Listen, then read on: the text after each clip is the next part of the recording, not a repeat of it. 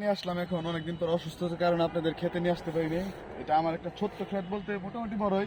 এই ক্ষেতে কয় ধরনের ফসল দেখেন মানে বোনা হয়েছে।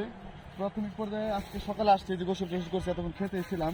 এ দেখেন বেগুন, মানে এটা হলো এই যে কালো বেগুন, যেটা লম্বা জাতের বেগুন, ঠিক আছে, দেশি বেগুন, কোনো হাইব্রিড না।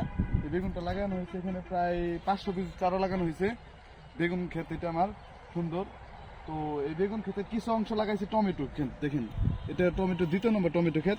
আর এখানে এই টমেটো লাগানোর আগে এখানে শালগম লাগাইছিলাম, ওই দেখেন শালগম, এটা হলো শালগম। ওই যে শালগম ওইদিকে বড়, ওইদিকে দেখো শালগম, শালগম লাগানো হয়েছিল।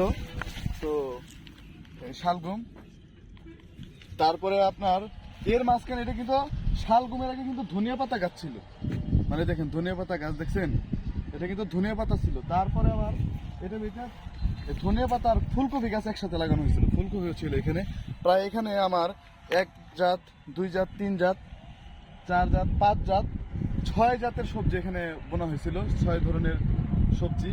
তো প্রায় 2 ধরনের সবজি শেষ হয়ে গেছে, ফুলকপি আর ধনিয়া পাতা একবারে শেষ, ফুলকপি ও শেষ পর্যায়ে। এখন টমেটো আর বেগুনটা আছে। তো এটা মোটামুটি ভাবে আমার মনে হইতেছে যে টমেটো আর বেগুনে ভালো লাভবান হওয়ার সম্ভাবনা আছে আমার মনে হয়। তো সবাই দোয়া করুন, ক্ষেতটা দেখাও সুন্দর একেবারে পুরো ক্ষেতটা। ওই যে বেগুন ক্ষেত, এই যে টমেটো, এই যে ফুলকপি। তো সবাই ভালো থাকবেন, সুস্থ থাকবেন, এই দোয়া রইল।